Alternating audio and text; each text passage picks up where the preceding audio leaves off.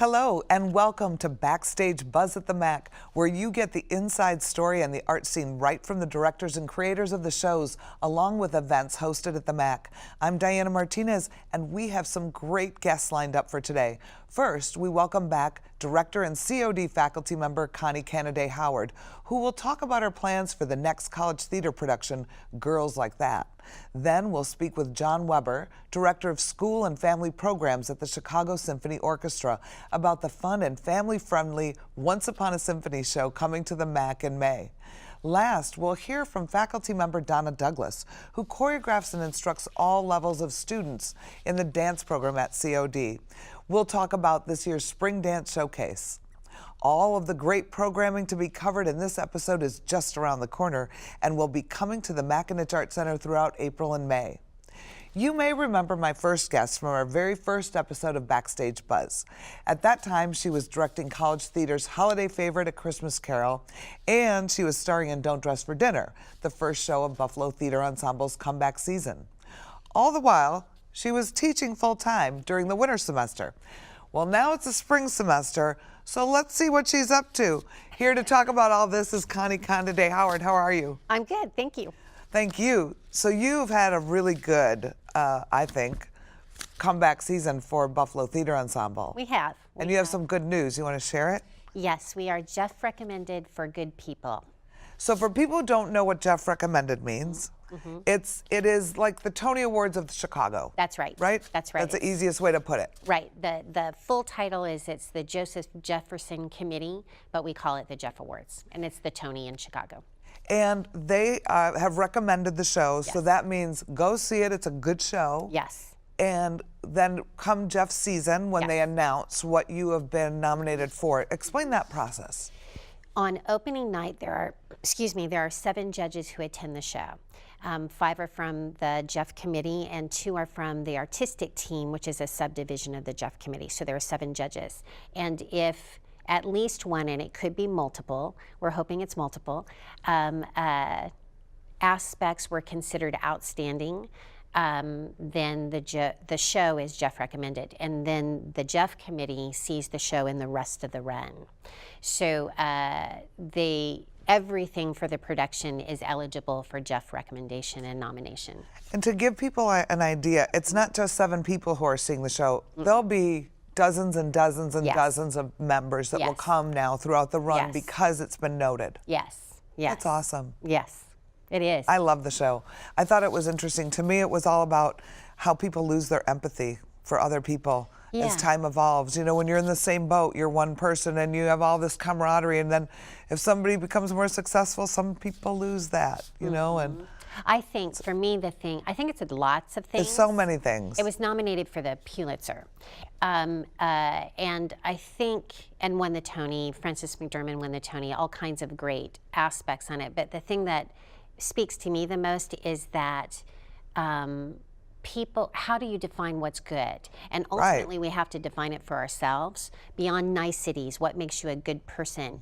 And really everybody, all of the characters we see in the show, and what makes it so producible and relatable to audiences is that everybody's actually a good person, but they see the world from different perspectives. And usually their own. Yes, yes, and then what happens is that the interaction makes them see things that they hadn't seen before, but it's ultimately a really uplifting piece about the ability to forge forward.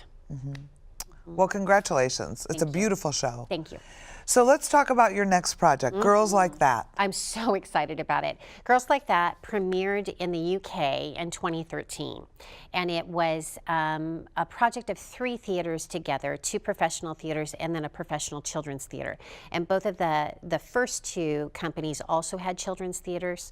So it was workshopped with director and playwright and young actors. So young girls from the ages of 13 to 16, there was a 17-year-old, I guess, in the mix too. And so it came out of workshop and then was scripted. But the piece is really an ensemble piece. In fact, when you get the script, the designers and I were just talking about it recently, because when you get the script and you open it, it's all kinds of dialogue, but it's not designated to any one person.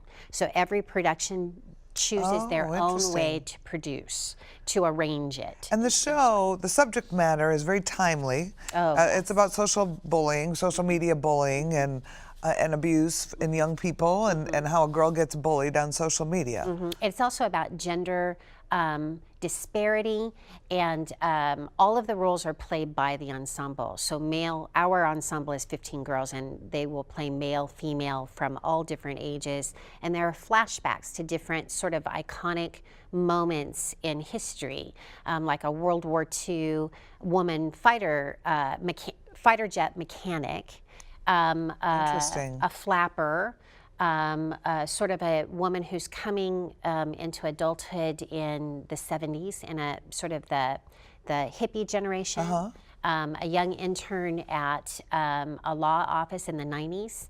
And what we learn is the young woman who's been bullied through social media, these actually are who she is descended from. A line of really strong women. And what we learn is that in some ways it's about the ability to stand apart from a group and stand up. And in order to stand up for someone else, you have to first stand up for yourself. And it's using the backdrop of females, but it's really a show for everyone. And it's a great group of young women that we're going to work with. I'm so excited. Well, I'm sure the girls are going to love this show. They do. They do.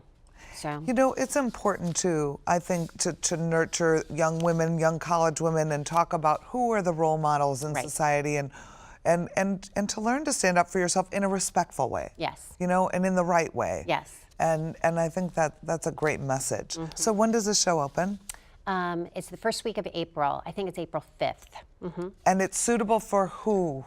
What age group? So if you have a young girl, is it appropriate? Well, there is quite a bit of profanity in the show, adult language. Again, it was workshopped with 13 to 16-year-olds. So certainly high school, and then I think it's dependent upon family, younger.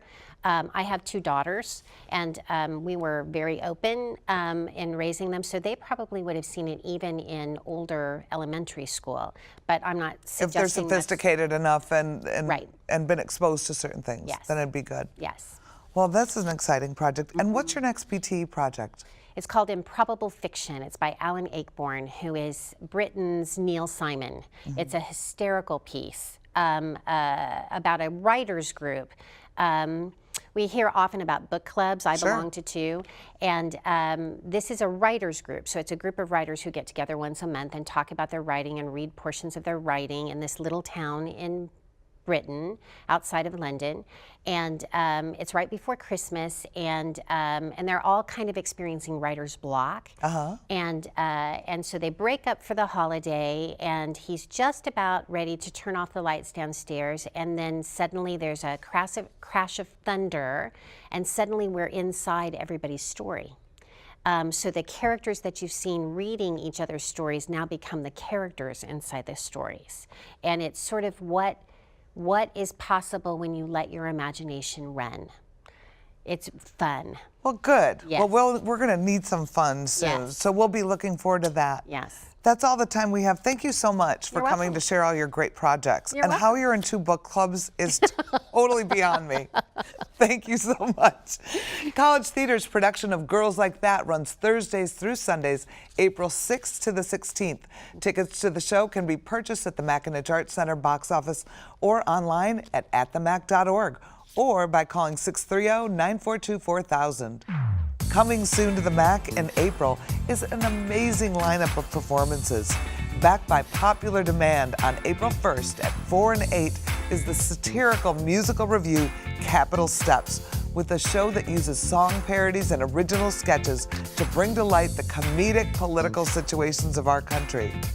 On April 8th at 7:30 and April 9th at 3 p.m., join us for the new Philharmonic's final concert of their 40th anniversary season, Encore. It's featuring CSO principal violinist David Taylor. On April 28th at 9:45 and 11:30 is Mermaid Theatre of Nova Scotia's Treasured Stories by Eric Carle. Another great offering from the MAC School Stage program, an educational series that brings together learning and performing arts in a way for children and teachers to meet Common Core standards in a fun and entertaining way. Also on April 28th at 7:30, Music City Hitmakers stars songwriters of Grammy Award-winning hit songs from Nashville and a band comprised of top studio musicians. It's an extraordinary musical experience you don't want to miss. Coming to the MAC on May 7th is the Brementown Musicians, presented by Once Upon a Symphony. It's the collaborative effort between the Chicago Symphony Orchestra and the Chicago Children's Theater that pairs CSO musicians with creative and colorful storytelling. Here to tell us all about it is the Director of School and Family Programs at the CSO, John Weber. Welcome, John. Thank you. Happy to be here. So happy to have you. So tell me about this. You know, classical music and little children. Why are we doing this? Why do you want to do this? Why do you want to expose little kids to classical music? Sure. Well, it's never too early to share music and introduce young children to music. I think for the Chicago Symphony Orchestra, we want to share our tradition. We want to share our amazing resource, the incredible performances of our musicians, these amazing works of art. And we want to, in these performances, encourage young people to explore music around them. We know that young children associate music with stories that they're reading or that they're hearing. It's sort of a natural response to stories. And so we're wanting to introduce young people to music and inspire a love for classical music and all the directions that it might lead them in their lives. So if they want to play an instrument, if they want to sing in a choir, this is the beginning of that journey for them. You know, I'm just teasing you here. I totally believe that exposing young children, you know, to the arts, the earlier the better, because then they become accustomed to it and they understand it and they accept it and they're familiar with it. And I believe that once you expose a child to it, it's not so scary or so unusual. Even a live performance, how do you behave? Right. Social skills. Right. Musically, when you do the show, tell us a little bit about what the experienced parents can expect. Sure. Well, we design these programs for 3 to 5-year-old children. So it's not the typical orchestral performance, right. Very formal, almost restrictive environment. We expect young children to be young children. And so they need to be really interactive. They need to be really playful.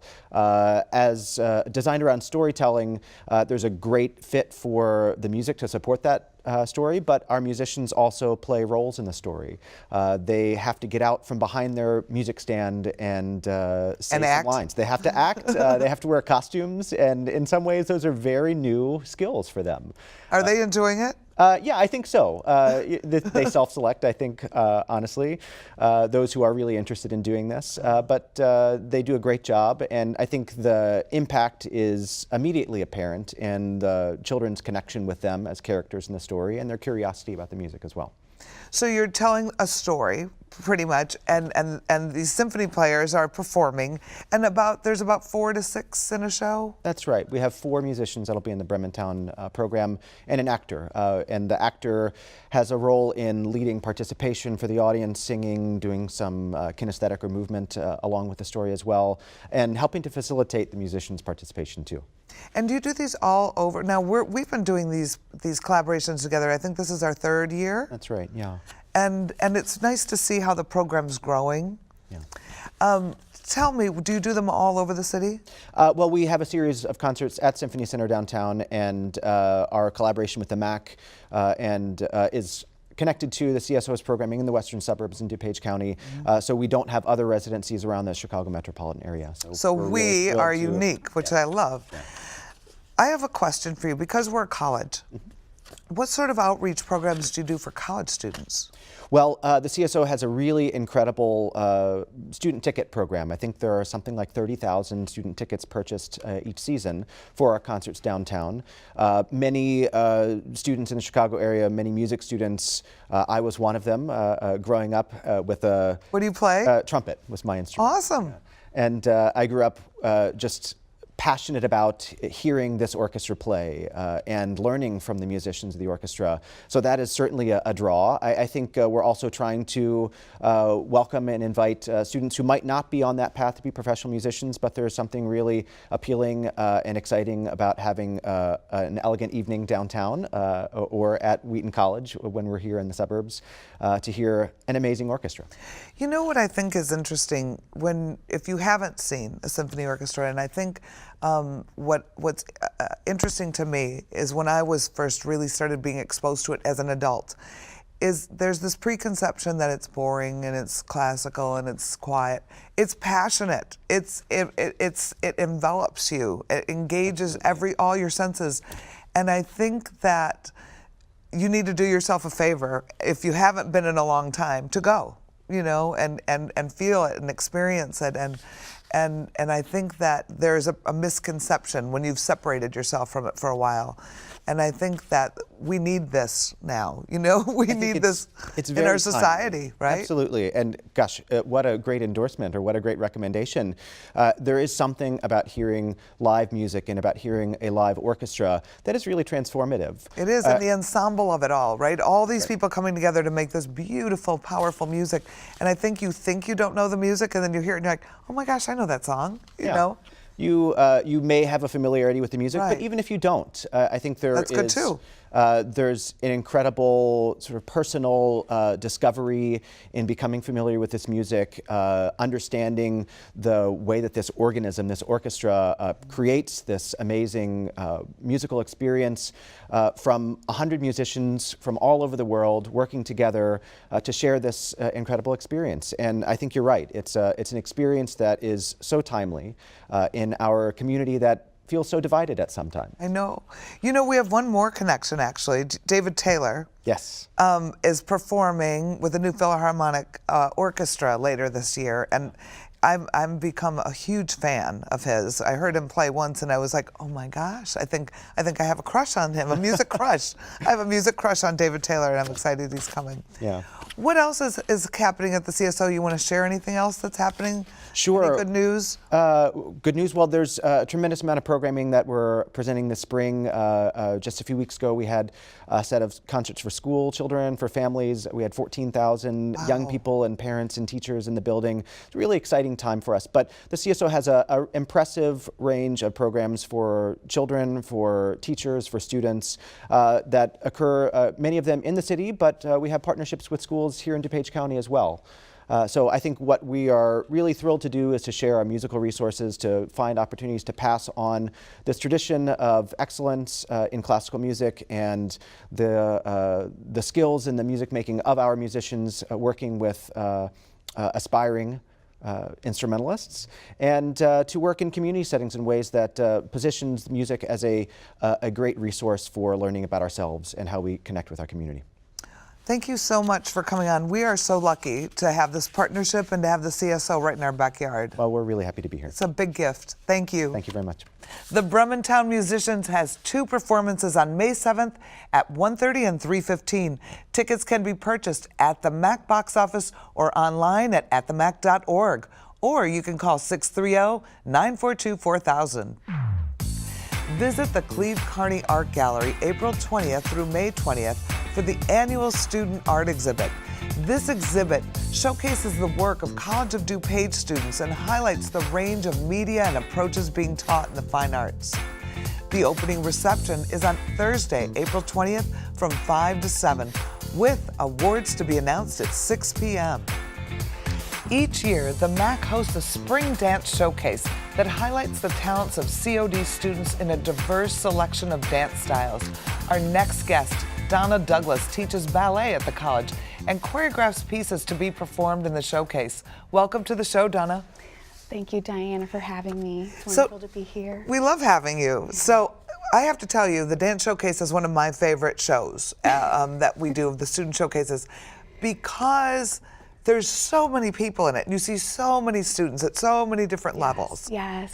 So who choreographs all of these amazing dancers? Well, for this showcase, we've selected 6 student choreographers. We'll have 3 dance faculty pieces. We also have selected a a choreographer, a special artist choreographer, and we'll have 2 dance artists performing groups as well. So that's where you get so many different. So if you're not crazy about one style, don't worry, because in 2 minutes you're going to see something completely different. Absolutely, yes. And I can't even get over how many costumes are in that show. Oh, I know. Our costume designer has a lot of work. That is a lot of work.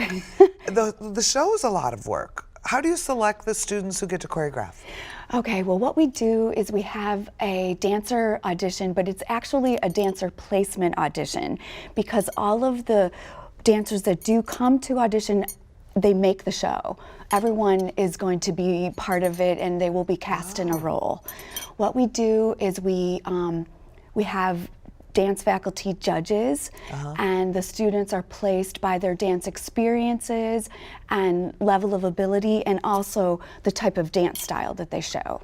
And how long does it take to put this show together? Oh, well, it depends on how many weeks are given to us to rehearse. We've done it in 6 weeks. We have a little bit more time this semester. I think we're going to be able to rehearse for 8 weeks. It's pretty spectacular, though. How many people would you say are involved in the show? Well, we cast, this time we cast like 35 dancers.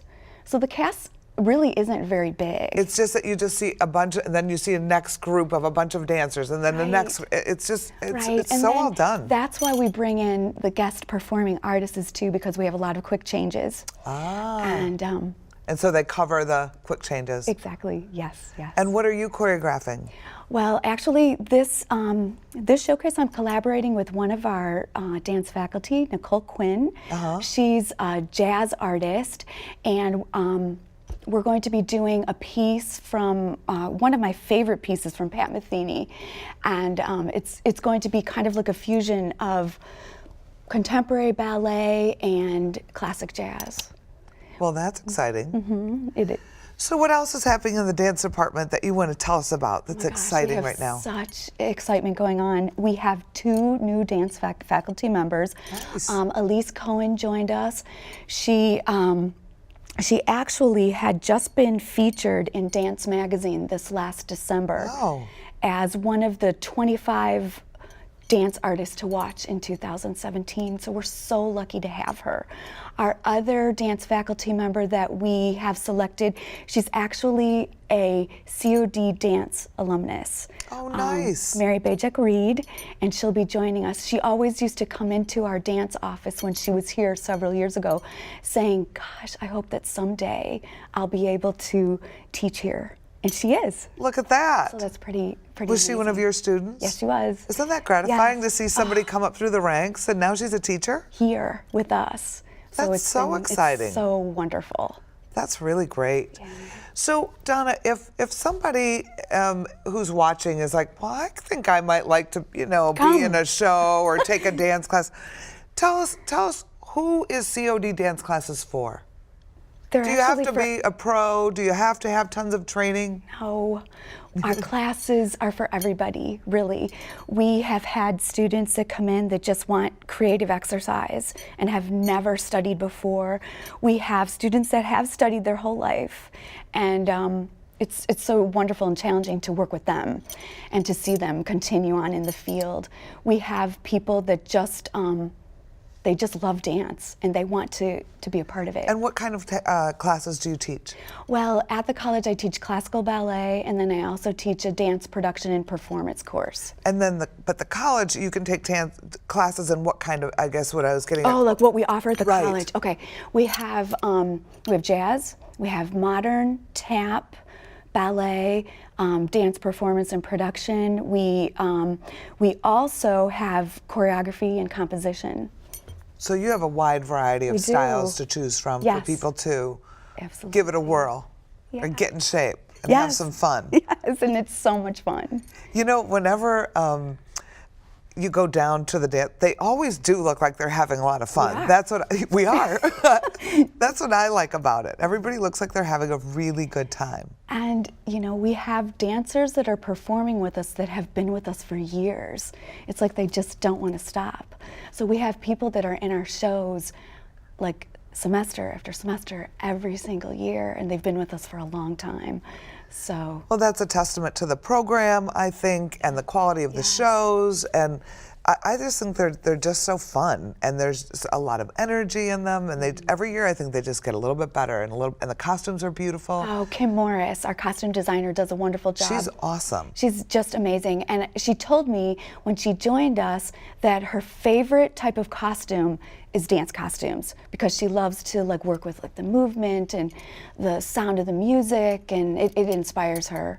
And the lighting is also really fabulous. Yes, and our lighting designer, Elias Morales. He's been a great He's the addition. best we've ever had, so Isn't I hope he? he never leaves. I hope he never leaves too. know, He's my lighting designer for the whole theater, but I think he loves it, and he has a passion for it, and he loves to, make every number special and beautiful, Yes. and it's been really fun to see. I think the technical levels really add a new layer, and bring it up a notch. It It's really fun. does. It really does. So in terms of, like highlights of the show, we know about the choreographers and the lighting and the music. What other highlights can people expect to see in the show? Okay, well, it's very exciting this time because we have another COD dance alumnus who's joining us, Kaylee Libby, and she is bringing her dancers. Her company is called Dance Project. They'll be doing a piece.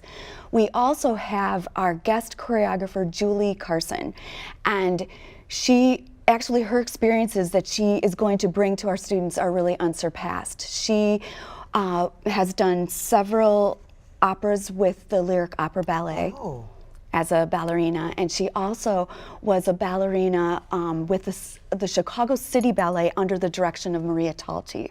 Oh my. And she'll be setting a piece on our students. So that's pretty amazing. We also have with us this time, we have one of the first place champions of the International Salsa Congress, which just happened last weekend in Chicago. And he Luis Santillan, will be with one of his partners, and they'll be doing an Argentine waltz and also a rumba.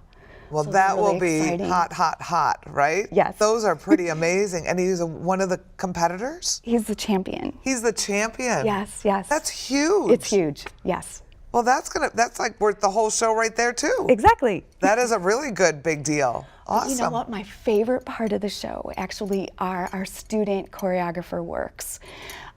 They are infinitely creative and so innovative with all their work.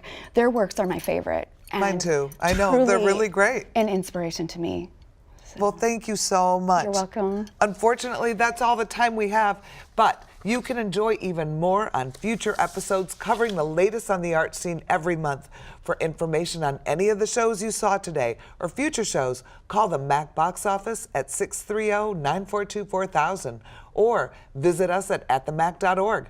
On behalf of the McAninch Arts Center and College of DuPage, I'm Diana Martinez, and thank you for watching. We look forward to seeing you at the theater and next time on Backstage Buzz at the MAC.